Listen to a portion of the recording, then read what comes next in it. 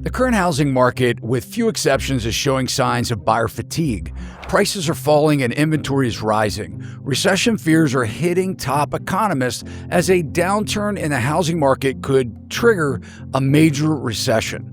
Housing and related expenses make up about 35% of GDP, something not many economists would like to talk about.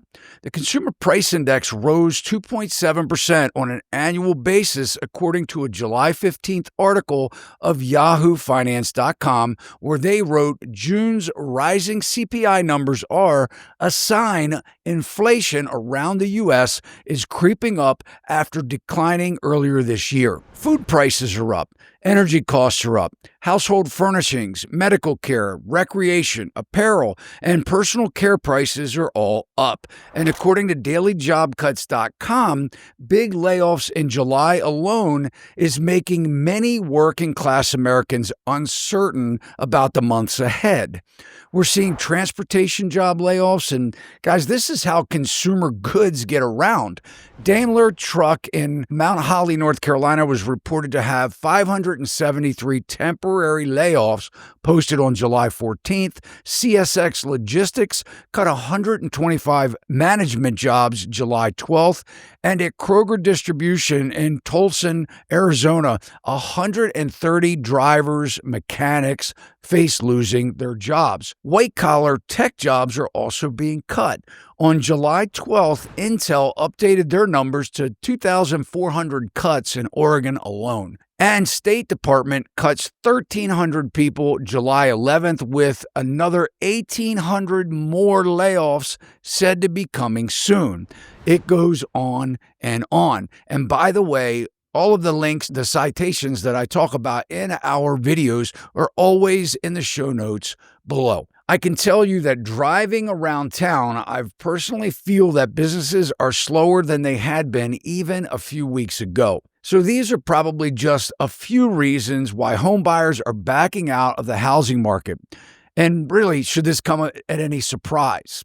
However, if the downward pressure on home prices continues, we may see price cuts too good to give up. Home buyers who are prepared to buy a home now may have a chance to pick up a decent deal on a home, certainly better than they have in the past 5 years. Home buyers have finally said no to what they consider overpriced homes, and many of the overpriced homes on the market today are in need of major renovations due to delayed home maintenance and their outdated conditions. And so far, sellers have been stubborn to drop their home prices. Instead, many of these home sellers are blaming their real estate agents, feeling as if their agent didn't do enough to attract a home buyer to purchase their overpriced home. It's not rocket science, guys. Agents today do much less and spend much less money to advertise someone's home than they had to in prior years, certainly before the internet. And besides taking bad photos on their phones, this probably has very little to do with your home not selling. But let me mention, though, I would never hire an agent that plans to take photos of your home with their phone. Now, with that said, sorry to break the news to you, Mr. Seller, but the pandemic boom is over. Median home prices climbed out of reach of median household incomes, period. The end. And now with the rising cost of homeownership, this will prevent many sellers from realizing the profits they thought they had. So just how much will home prices decline? Well, I wish I had a crystal ball to tell you exactly how much, but I can say that a lot of this price decline has to do with mortgage interest rates. However, I don't think we're going back to a 2 and 3 handle rate or even rates in the 4% range. But I will tell you, I would much rather you buy a home for less money than to be in a lower interest rate environment. Because what happens is when home prices go back up, and they will, it's the cliche saying that buy low, sell high. Obviously, you're going to have a lot more price appreciation when the home prices do rebound than you would if they just dropped the rate and you bought at a higher price. But whatever you do, just don't exceed what you can comfortably afford. I'll mention that if interest rates do come down significantly, and who knows when that will happen, if at all, you could maybe refinance and lower your monthly payment. Now, I'm not saying date the rate, marry the house, and a lot of loan officers have said that when home prices were high. I'm talking about taking advantage of these falling prices. Now, let's say home prices decline 30% from the peak of what I'll call 2022. This is when the Fed started raising interest rates. Now, depending on your market, home prices would still be higher than pre-2020, of course. However, 30% would be a huge price cut, in my opinion, worth taking, and this would help at least a third of the home buyers today. And I'm directly talking about the first-time home buyers that have historically made up about a third of our home sales annually. So will we see this type of home price decline? Well, let's take a look at a few listings, and we can go over what you should be paying attention to when shopping for a home online. We use Zillow a lot in many of our videos, so this time we're going to use Realtor.com. And no, I get asked this a lot, Realtor.com is not owned by the National Association of Realtors. However, they do own the URL, and they license the use of the name Realtor to the company. Hey guys, I hope you're enjoying the show so far. I just wanted to take a brief minute and share some exciting news. I have just released my new Todd Simple home buying course. This course is designed for anyone wanting to know how to buy a home. It's 14 lessons, includes worksheets and resource guides. It's designed to take you through the entire home buying process from start to finish. You'll learn how to represent yourself should you want to avoid paying real estate commissions, the best ways to shop for a home, how to avoid costly mistakes, what to look for when touring a home, negotiation tactics, and so much more. If you've followed me here on YouTube, you know that I am very transparent in my videos. In this home buying course, I hold nothing back. In fact, I would go to say that no one has uncovered the home buying process like I have. I'd even recommend this course to most real estate agents, as they will probably learn more about the home buying process than any other training that they've received. I've even made a way for you to gift this course to your family and friends. Visit sacsrealty.education. The link is also pinned in the comments below. And for a limited time, I'm offering a 10% discount on Todd's Simple Home Buying course. Just enter the coupon code TODD when checking out. Now back to the show. So let's start by taking a look at this home in Wake Forest, North Carolina. Now, the homes I'm about to show you are in pending status. And the reason why I wanted to go over that is because these sellers were not able to attract a buyer until they continued to price cut and hit a number that buyers felt it was worth. So the price that it went into the pending category for this home in Wake Forest, North Carolina, fell to $300,000. It's a 3-bed, 4-bath home, 2,930 square feet on 1.43 acres. And we're going to drop down, and you can see many different drop downs here, but what I want you to do is focus on the property history. And this is something I teach you in my course. I go over what you should be looking at, because a lot of you will decide that you're not going to use a buyer's agent so that you can potentially save thousands of dollars in commissions. But you still need to know, how do I analyze these properties? How do I look at what's been going on? And many buyers don't even check this out. I think there may be 13 states in the U.S. that has non-disclosure laws. So you can't find this in states like Texas without calling an agent and at least getting information, which the agents can back to a certain date. Even in like Texas, they can tell you recent sales data and things like that. But some states may not. But in North Carolina, that's not the case. So we're focusing on this price history drop down. And what I want to do is go all the way down to the bottom here, because boy, this shows me dating all the way back to 1986 when the home was built. And then we'll go up, but focus really on what has happened. The last sale purchase was prior to the pandemic. So we're going to focus right here. May 21st, 2025, they listed this home for $365,000.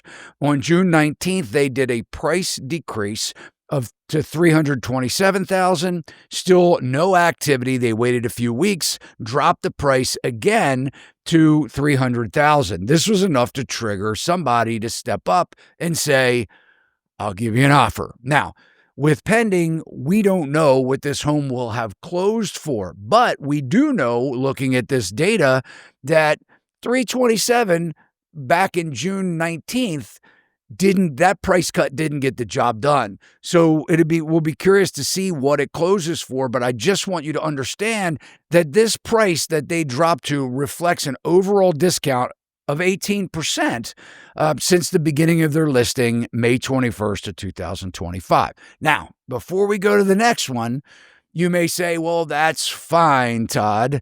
That's not the Northeast. We don't see those kind of price cuts in the Northeast. So let's go to Boston, Massachusetts. This next home also is contingent. Pending, contingent, they have an offer. There are contingencies all the way through to settlement. If somebody's getting a loan, if anything happens with their financing, it could fall through. It's never over until it settles, and that's when the actual price is disclosed of what the seller took for their home. This home dropped to $599,000, and the recent price drop was $100,000.